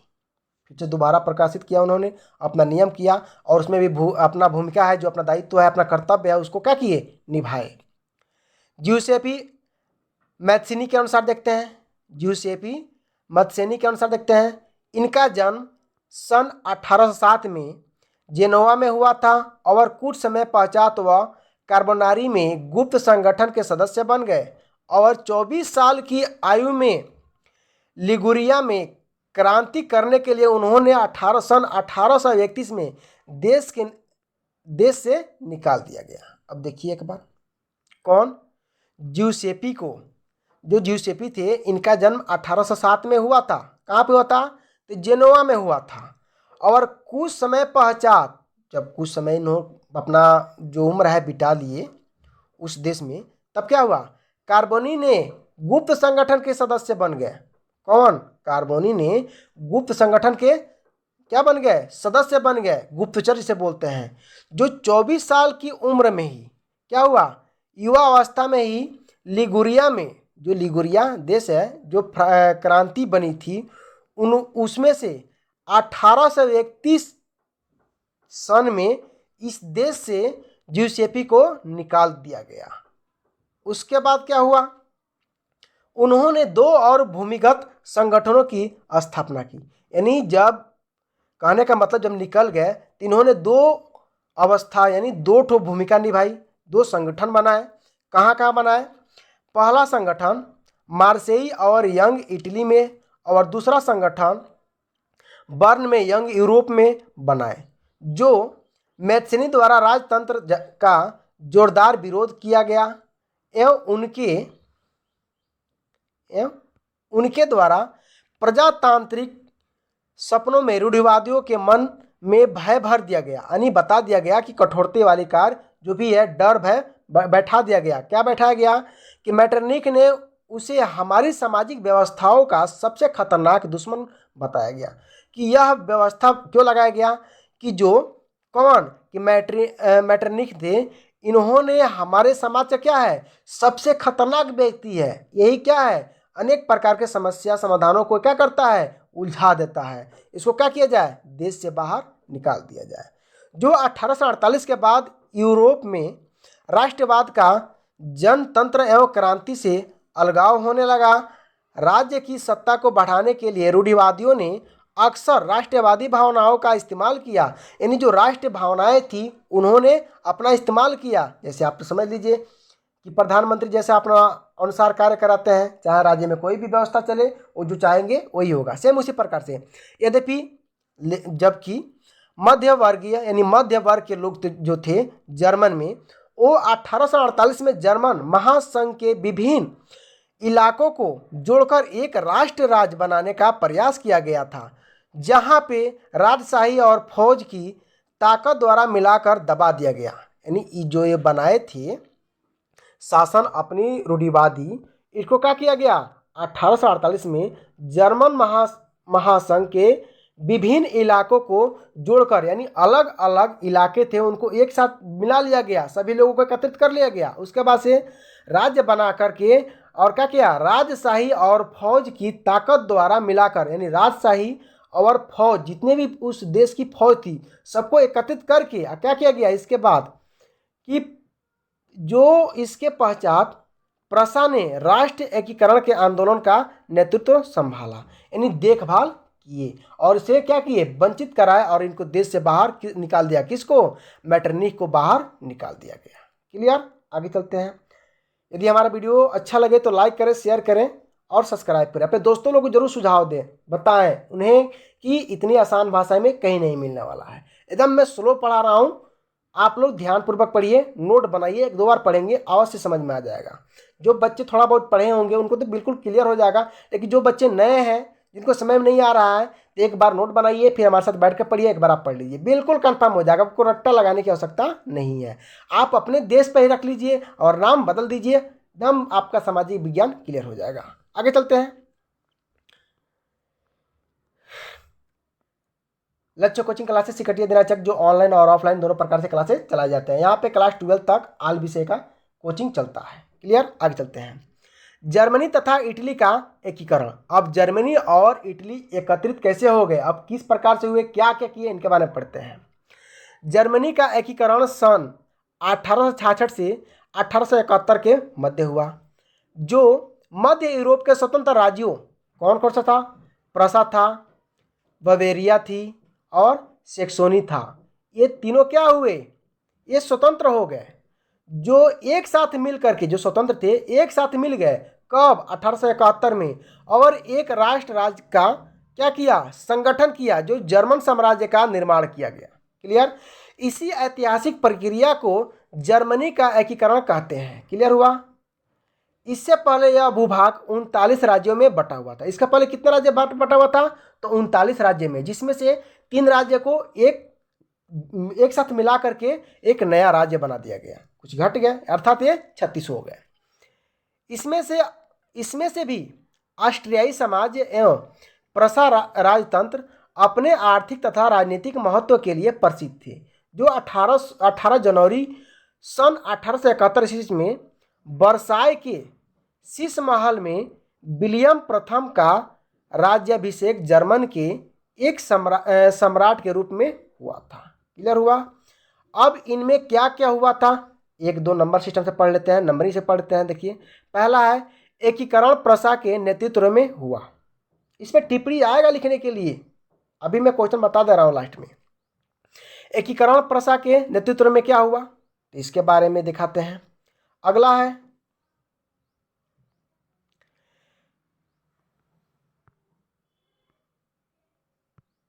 एक मिनट, ये स्क्रीन थोड़ा सा गड़बड़ हो जा रहा है। मोबाइल के सारे मैं पढ़ाता हूँ भाई, थोड़ा देख लेंगे कि कितना मैं परिश्रम करता हूँ आप लोगों के लिए। दूसरा है प्रसा के प्रमुख मंत्री ऑटो वन बिस्मार्क ने राष्ट्र निर्माण के मुख्य भूमिका अदा की। क्लियर हुआ। यानी प्रसा के जो मुख्य प्रमुख मंत्री थे, यानी जितने भी मंत्रियां थे, चाहे वो स्त्री चाहे पुरुष, उनको ऑटो वन बिस्मार्क ने राष्ट्र निर्माण के मुख्य भूमिका अदा की। तीसरा है 7 वर्ष के दौरान ऑस्ट्रेलिया, डेनमार्क और फ्रांस के 3 युद्धों में प्रशा की जाती हुई और एक एकीकरण की प्रक्रिया को पूरी किया गया। क्लियर हुआ। चौथा है हमारा 1871 में केसर विलियम प्रथा को नए साम्राज्य का राजा घोषित किया गया। यानी किसको? 1871 में केसर विलियम को प्रथम एक साम्राज्य का राजा घोषित किया गया, जिसमें जर्मन के एकीकरण ने यूरोप में प्रशा को महाशक्ति के रूप में स्थापित किया गया। यानी बहुत ही महाशक्ति के अनुसार, यानी कहने का मतलब क्या कि एकजुट बना करके एक समर्थन के अनुसार इन्हें राजगद्दी पे बैठा दिया गया। क्लियर हुआ। पांचवा है नए जर्मन राज्य में मुद्रा, बैंकिंग, न्यायिक व्यवस्था के आधुनिकीकरण पर जोर दिया गया। अर्थात जो नए जर्मन के राज्य अभिषेक कराया गया, बनाया गया, उसमें मुद्रा यानी पैसे को, बैंकिंग यानी बैंक को स्थापित किया गया, मुद्रा जो है उसको रखने के लिए, और न्यायिक व्यवस्थाओं को, जो न्यायिक व्यवस्था यानी उच्च न्यायालय, हाई कोर्ट की बात कर रहे हैं, के आधुनिकीकरण यानी निर्माण उस समय पर बनाने का जोर दिया गया। क्लियर हुआ। किसी को दिक्कत? अब चलते हैं इसमें थोड़ा से अगला हेडिंग है इटली का एकीकरण सन 1859 से 1870 के मध्य क्या हुआ। इटली का एकीकरण, जिसे इतालवी भाषा में इस रेसो रेजिमेंटो कहा जाता है, रेजिमेंटो कहा जाता है, जो 19वीं सदी में इटाली में इटली राजनीतिक और सामाजिक अभियान शुरू हुआ, जिसने इटली प्रायद्वीप के विभिन्न राज्यों को एक साथ संगठित करके एक इतालवी राष्ट्र बना दिया गया। इसे ही इटली का एकीकरण कहा जाता है। फिर एक बार पढ़ लेते हैं, देख लेते हैं, आपको समझा देते हैं कि इटली एकीकरण कब हुआ था भाई। तो 1859 से 1870 के मध्य में जो एकीकरण यानी एकजुट होकर के इतालवी भाषा में क्या किया गया, इसको रेसो रेजिमेंटो कहा जाता है, जिसको रेसो रेजिमेंट का नाम दिया गया, रेसो रेजिमेंट का नाम दिया गया, जो 19वीं सदी में इटली में, यानी इटली देश है ना, इटली में राजनीतिक और सामाजिक अभियान शुरू किया गया। यानी राजनीतिक तौर से वार्तालाप हो और सामाजिक तौर से भी वार्तालाप हो, जिसमें इटली प्रायद्वीप के विभिन्न राज्यों को, यानी बहुत सारे ऐसे महाद्वीप है जो इनको क्या किया गया, एक संगठन के रूप में बना दिया गया, जो इटली का एकीकरण कहा जाता है। यानी जितने भी टपुए थे, जितने भी वहाँ पे प्रांत थे, अलग अलग भागों में बटा हुआ था, इनको सबको एकजुट यानी एक साथ मिला करके एक राज्य के रूप में, एक देश के रूप में घोषित कर दिया गया। क्लियर हुआ। आगे चलते हैं।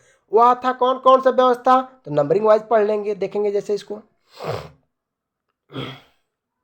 पहला है इटली 7 राज्यों में बटा हुआ था, जो क्या किया गया, एकत्रित करके एक कौन सा बना दिया गया, एक देश बना दिया गया, जो लोकतांत्रिक कार्य हो इस पे। 1830 के दशक में ज्यूसेपे मैत्सिनी ने इटली के एकीकरण के लिए कार्यक्रम प्रस्तुत किए।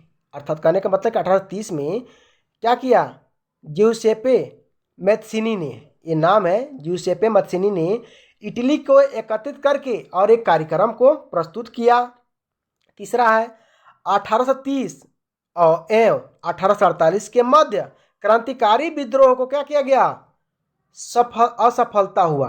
यानी इसके बीच में जितने भी लड़ाई झगड़े युद्ध हुए, उसको क्या किया गया, असफल बना दिया गया। अर्थात कहने का मतलब कि इनकी विजेता नहीं हुई। चौथा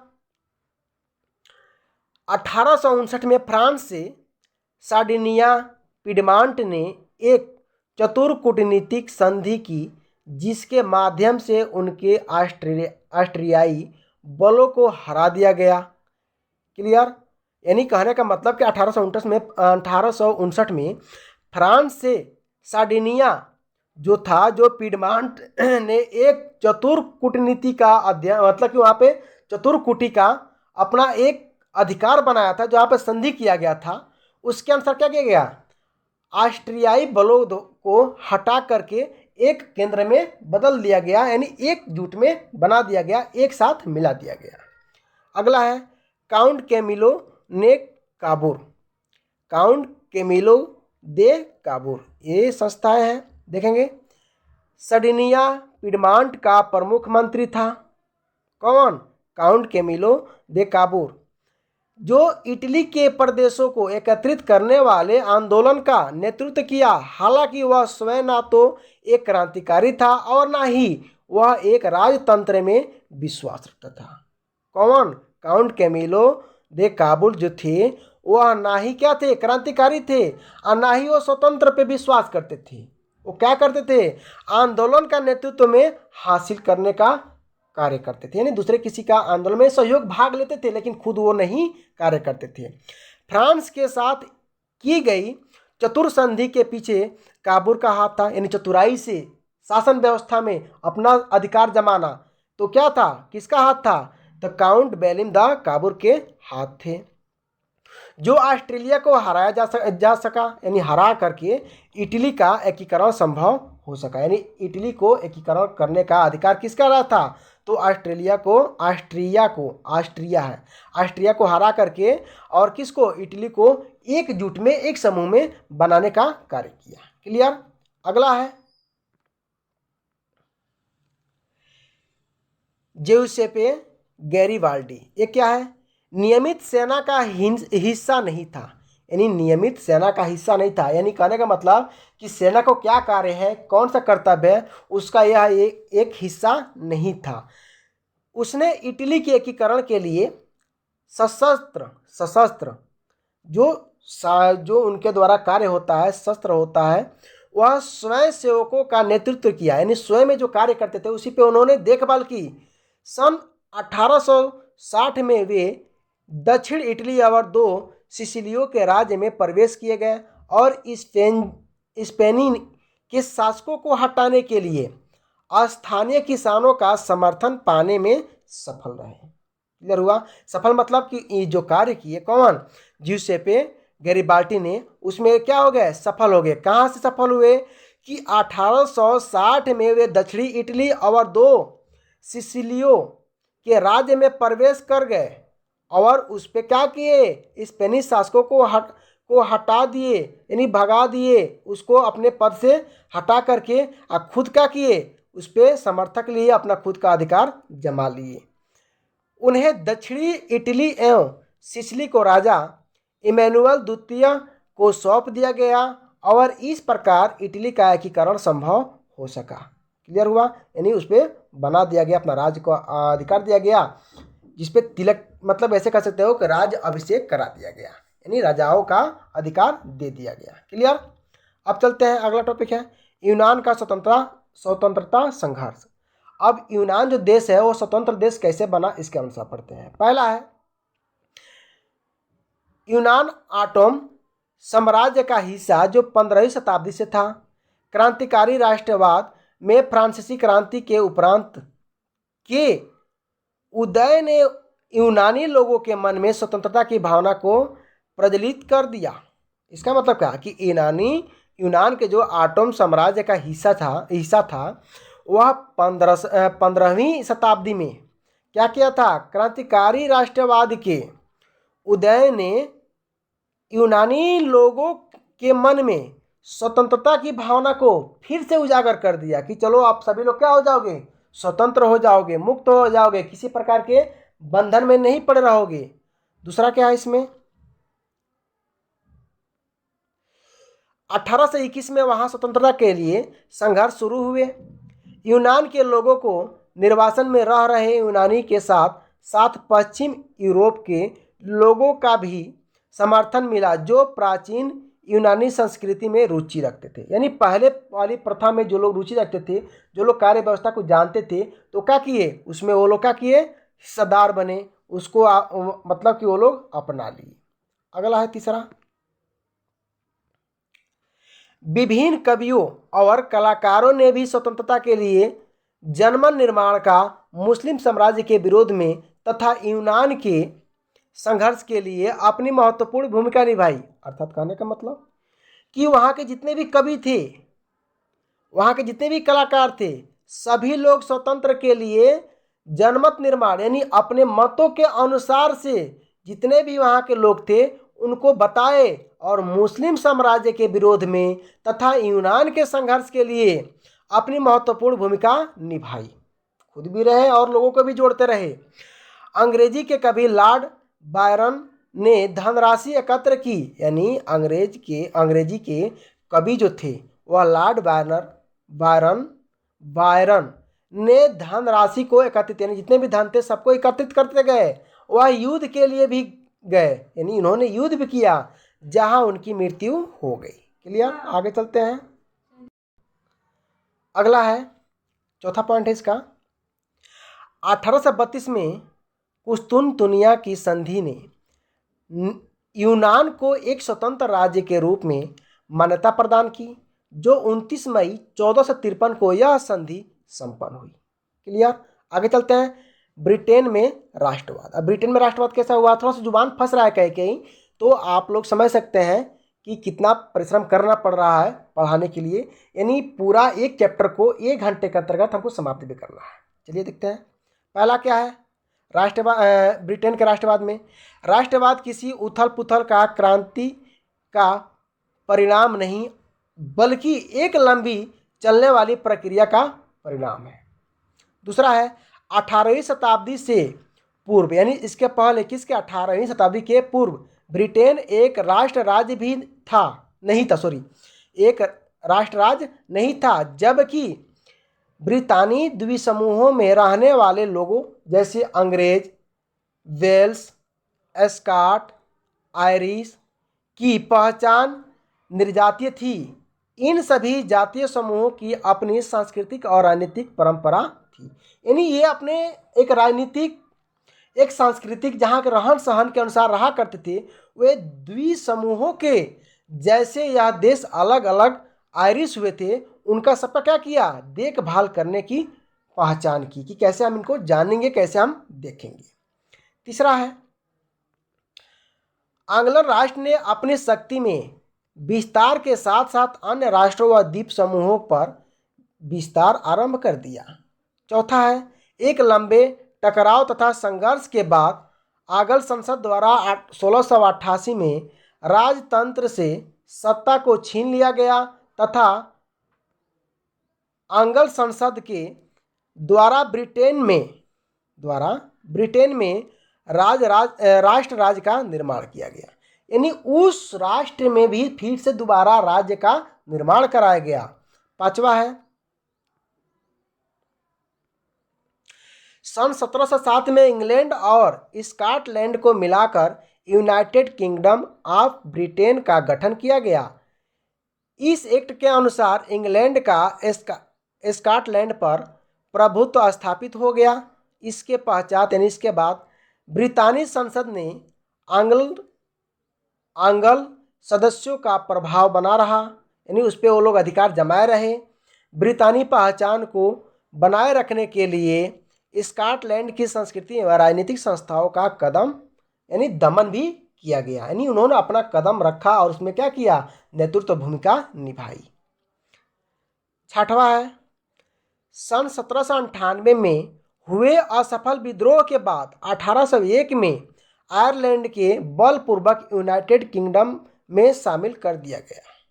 सातवां है, नए ब्रिटेन के प्रतीक चिन्हों को खूब बढ़ावा दिया गया, यानी जो भी चिन्ह थे, तिरंगा थे, उनको बहुत ही बढ़ावा दिया गया, यानी बहुत ही उनमें पूरे देश में क्या किया गया, यानी बताया गया कि हमारा चिन्ह है, ये हमारा निशान है। क्लियर? आगे चलते हैं। अगला है राष्ट्रवाद और साम्राज्यवाद, यानी बाल्कन समस्या क्या थी। जो बाल्कन यानी बच्चों की जो समस्या थी वह राष्ट्रवाद और साम्राज्यवाद में क्या थी, इसके बारे में। टर्की के सुल्तान की अयोग्यता का लाभ उठाने के लिए सन 1911 में इटली ने ट्रिपोली पर अधिकार कर लिया, जिससे उत्साहित होकर के बाल्कन राज्यों, जिसने यूनान, सर्बिया, मॉन्टेनिग्रो और बुल्गारिया शामिल थे, ने इन सभी टर्की पर आक्रमण कर उनको हरा दिया तथा इनका बाल्कन समस्या ने यूरोप में प्रथम विश्व युद्ध का वातावरण का रूप दिया गया और इन्हें बताया गया कि बाल्कन स्वरूप जो प्रथा है वह विश्व युद्ध का प्रथम क्या है, युद्ध है। इसको हम बारी बारी से पढ़ लेते हैं। जो टिप्पणी वाइज दिया गया है ये सीरियल वाइज मैं बता रहा हूँ आप लोगों को, सीरियल वाइज ही लिखिएगा, इसको एक भाषा मत लिखिएगा। कैसे? बाल्कन भौगोलिक एक निर्जातीय रूप में ताओ का क्षेत्र था जिसमें आधुनिक रोमानिया, बल्गारिया, अल्बेनिया, ग्रीस, मकदूनिया, क्रोएशिया, एस्लोवानिया, सर्बिया आदि भी क्या थे? सम्मिलित थे। दूसरा है, इन क्षेत्रों में रहने वाले मूल निवासी, जहाँ के पहले से निवासी हैं, उन्हें स्लाव कहा जाता था। जो पहले के निवासी थे उनको क्या कहता? स्लाव कहा जाता था। बाल्कन क्षेत्र का एक बड़ा हिस्सा ऑटोमन साम्राज्य के नियंत्रण में था। तीसरा है, जो बाल्कन राज्य में रोमानी राष्ट्रवाद के फैलाने और ऑटोमन साम्राज्य के विघटन से विस्तृत काफ़ी विस्फोट हुई और एक के बाद उसके अधीन यूरोपीय राष्ट्रीयताएं उसके चंगुल से निकल कर स्वतंत्रता की घोषणा करने लगी। यानी कहने मतलब कि जो बाल्कन राज्य के रूप में राष्ट्रवाद को फैलाने वाले थे, जो ऑटोमन साम्राज्य के विघटन से यानी टूटे हुए अलग अलग हिस्सों से जो काफ़ी विस्फोट हो चुका था, यानी बहुत अलग अलग भागों में बढ़ चुका था, एक एक करके उस पर क्या किया? राष्ट्रीयताएं बनाए, यानी एकत्रित किए और चंगुल से निकल कर, यानी जो अलग बाहरी वातावरण थे उससे निकल करके स्वतंत्र की घोषणा करने लगी। यानी हम कहते हैं, इसका मतलब कहने का मतलब वो लोग चाहते थे कि मैं बंधक हूँ, हम लोग बंधक हैं, हम लोग को स्वतंत्र कर दिया जाए। जैसे जैसे विभिन्न स्लाव राष्ट्रीय समूहों ने अपनी पहचान क्या की? बनाई और स्वतंत्रता की परिभाषा तय करने की कोशिश की। बाल्कन क्षेत्र गहरे टकराव का क्षेत्र बन गया और हर बाल्कन प्रदेश अपने लिए ज़्यादा तक इलाकों तक क्या की? चाह रखा, यानी अपना जो है वो बना रहे, हमारा कोई खोए नहीं, हमारा कोई ले नहीं। चौथा क्या है? इस समय यूरोपीय शक्तियों के बीच इस क्षेत्र पर कब्जा जमाने के लिए यूरोप शक्तियों के मध्य जबरदस्त प्रतिस्पर्धा रही, जिससे यह समस्या गहराती चली गई, जिस कारण यहाँ विभिन्न युद्ध हुए, जिसकी परिणति प्रथम विश्व युद्ध के रूप में जाना जाता है। राज्य की दृष्टि से कल्पना है। अब देखते हैं क्या कल्पना की गई। 18वीं एवं 19वीं शताब्दी के कलाकारों ने राष्ट्र को कुछ यूं चित्रित किया कि जैसे कोई व्यक्ति हो और उसे क्या किया गया हो? राष्ट्रों को नारी वेश में प्रस्तुत किया गया हो, यानी स्त्री के रूप में प्रस्तुत किया गया हो। जो या राष्ट्र को व्यक्ति का जामा पहनाते हुए जिस नारी रूप को चुना गया वह असल जीवन में कोई महिला नहीं थी। यानी एक महिला को चुना गया, वह खास कोई महिला नहीं थी। यह तो राष्ट्र के अमूर्त, यानी जो ना देखने वाला, अमूर्त मतलब ना देखने वाला विचार को ठोस रूप से प्रदान करने का प्रयास किया गया था। क्या था? यानी नारी की छवि राष्ट्र का रूपक बन गई। राष्ट्र में उसे लोकप्रिय ईसाई नाम मारियाना दिया गया। उस स्त्री का जो राष्ट्र की छवि बन गई उसका नाम क्या दिया गया? तो ईसाई नाम मारियाना दिया गया, जो जिसने जन राष्ट्र के विचार को रेखांकित किया। यानी रेखांकित मतलब क्या? उसको बताया, समझाया। इसी प्रकार जर्मन राष्ट्र का रूपक बन गया। क्लियर हुआ? आगे चलते हैं। फ्रैंकफर्ट संसद, ये क्या है? शाब्दिक अर्थ में फ्रैंकफर्ट राष्ट्रीय सभा, जो यह जर्मन की पहली सभा के लिए चुनी गई थी। यह संसदीय भवन की वार्तालाप हो रही है। जो जर्मन इलाकों में बड़ी संख्या में राजनीतिक संगठनों ने फ्रैंकफर्ट शहर में मिलकर एक सर्व जर्मन नेशनल असेंबली के पक्ष में मतदाता का फैसला किया गया कि मत अपना दिया जाए, अधिकार दिया जाए, वोट दिया जाए। और क्या किया गया और क्या कहा गया कि 18 मई सन 1848 को 831 निर्वाचन प्रतिनिधियों को एक सजे धजे जुलूस में ले जाकर के फ्रैंकफर्ट संसद में अपना स्थान ग्रहण किया गया। सन 1848 में 831 निर्वाचित जो वोट देने वाले व्यक्ति थे सबको एकजुट कर करके क्या किया गया? यह फ्रैंकफर्ट संसद में अपना स्थान ग्रहण करने के लिए क्या किया, एकजुट सबको बना लिया और यह संसद सेंट पॉल चर्च में आयोजित हुई जो भी प्रक्रियाएं जो थी उसमें आयोजित किया गया। उन्होंने एक जर्मन राष्ट्र के लिए एक संविधान का प्रारूप तैयार किया, यानी लेखा जोखा क्रियाकलाप जो लेखन की क्रिया होती है। इस राष्ट्र की अध्यक्षता एक ऐसे राजा को सौंपी गई थी जो संसद के अधीन रहता था, यानी संसद के अधीन रहता था, यानी बिना संसद के वार्तालाप के कोई कार्य नहीं करता था। जब प्रतिनिधियों ने प्रजा के राजा फ्रेडरिक विल्हेम चतुर्थ को ताज पहनाने की पेशकश की गई तब उसने उसे अस्वीकार कर उन राजाओं का साथ दिया जो निर्वाचित सभा के विचारों से थे, यानी उनका अधिकार को छीन लिया गया, हटा दिया गया, यानी अस्वीकृत कर दिया गया। और क्या किया गया, निर्वाचित सभा का विरोध किया गया।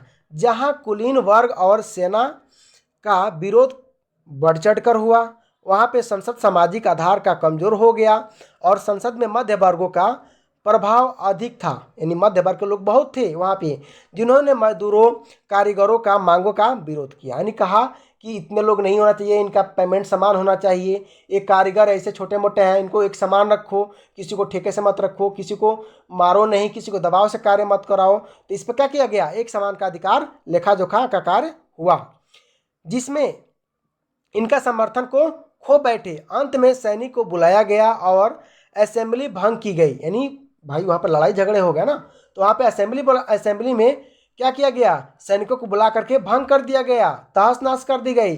और आंदोलन में महिलाओं ने भी जम करके हिस्सा लिया। उसमें हिस्सा लेने वाली महिलाएं थी जिसके बारे में बता रहा हूँ।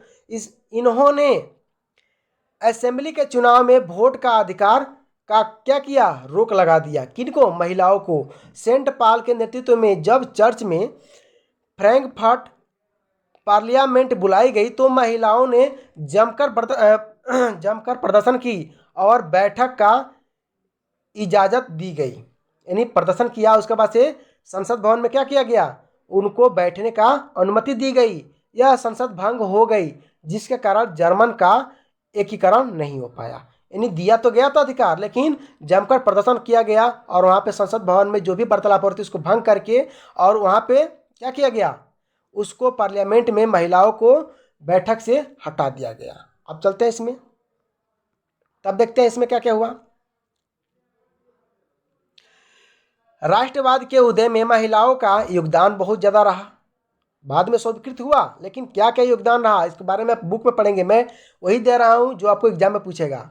आज के आधुनिक समय में भी महिलाएं समाज सेवा, राष्ट्र निर्माण और राष्ट्र उत्थान के कार्यों में क्या है, शामिल है। आप देख रहे हैं कि महिलाएं समाज में भी हैं, चुनाव लड़ना, निर्माण, राष्ट्र निर्माण में मान लीजिए कोई कार्य हो रहा है जागरूकता का, सफाई का, तो उसमें भी महिलाएं अपना चढ़ बढ़ करके हिस्सा ले रही हैं। राष्ट्र उत्थान के कार्यों में कोई राष्ट्र का कार्य हो रहा है उसमें मतलब चढ़ बढ़कर अपना हिस्सा ले रही हैं कि नहीं कार्य होना चाहिए, शामिल हुई। महिलाओं ने अपनी कर्तव्य प्राणता यानी कर्तव्य के प्राणता यानी अपने इच्छा के अनुसार कार्य को करने की प्रेरणा दी। यह साबित किया कि महिलाएं किसी से स्तर से पुरुषों से कम नहीं हैं। जो पुरुष कर सकते हैं वो महिलाएं कर सकती हैं। बल्कि उन्होंने ये भी बताया कि राष्ट्र निर्माण में भी अपनी भूमिका अदा की है। क्लियर हुआ। 19वीं सदी में यूरोप में राष्ट्रवाद की लहर आई, एक ऐसी लहर आई जहाँ पे जर्मन, इटाली, रोमानिया आदि देश के कई क्षेत्रीय राजाओं को मिलाने से बने रहे जिनकी राष्ट्रीय पहचान समान थी, यानी एक समान था, तथा यूनान, पोलैंड, बल्गारिया स्वतंत्र होकर राष्ट्र बन गए, यानी स्वतंत्र तो होकर के क्या हुए, अपना एक राष्ट्र बन गए, यानी अपना एक देश बन गए। अब इसमें राष्ट्रवादी चेतना यूरोप में पुनर्जनन का काल में ही शुरू किया गया। यानी पुनर्जागरण का मतलब ये होता है कि अपने नेतृत्व में रह करके उसको देखभाल करना, उसको उसके अनुसार कार्य को पूर्ण कराना। लेकिन 1789 में फ्रांसीसी क्रांति के दौरान यह सशक्त रूप से प्रकट हुई। राष्ट्रीय आंदोलन में भाग लेने वाले कुछ ऐसे भी चढ़ बढ़कर महिलाएं थी जो इस प्रकार है। कौन कौन है, तो कस्तूरबा गांधी जी हैं, विजय लक्ष्मी पंडित जी हैं, अरुणा आसफ जी हैं, अली जी हैं, सरोजनी नायडू जी हैं, सिस्टर निवेदिता भी हैं, मीना बेन भी हैं, कमला नेहरू हैं, मैडम भिकाजी कामा है, इंदिरा गांधी जी हैं, सुचेता कृपलानी जी भी हैं। यानी इन महिलाओं ने अपना हिस्सा चढ़ बढ़ कर लिया। किसमें? अपने देश के राष्ट्रीय आंदोलन में। क्लियर हुआ? राष्ट्रीय आंदोलन में महिलाओं की भूमिका निम्न प्रकार हुई। कौन कौन से हुए देख लेते हैं। पहला है कि राजनीतिक संगठन का निर्माण, यानी राजनीतिक जो कार्य हो, जो भी वार्तालाप हो, राजनीतिक तौर से हो, सही ढंग से हो, सही विचारधारा से हो।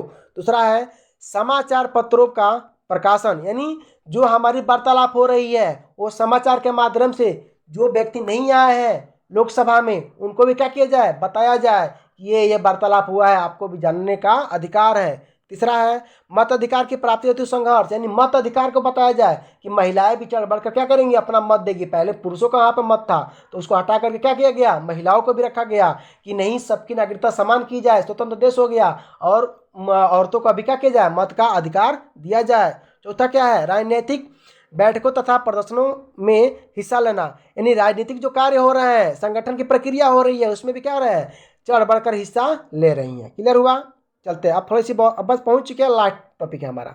इसमें देख लेते हैं वहाँ पे कुछ ऐसे कार्य हुए जिनको प्रतीक चिन्ह से बताया गया और महत्व भी दिया गया। देखेंगे जैसे विभिन्न प्रतीक चिन्ह और उनका अर्थ। कहाँ पे? यूरोपियन देश में। प्रतीक क्या था? तो टूटी हुई बेड़ियाँ। जब टूटी हुई बेड़ियाँ नजर आई तो क्या कहा गया वहाँ पे, आज़ादी मिलना, यानी ये स्वतंत्र राज्य हो, स्वतंत्र देश हो गया हमारा। इसे क्या हो गया, एक आज़ादी फौज हो गई हमारी, हमारा देश स्वतंत्र हो गया, हम भी स्वतंत्र हो गए। अगला है बांध छाप वाला कवच, यानी सीने पे जो कवच लगता था पहन करके, आप लोग देखते होंगे राजा महाराजा पहना करते थे, उसका महत्व क्या था?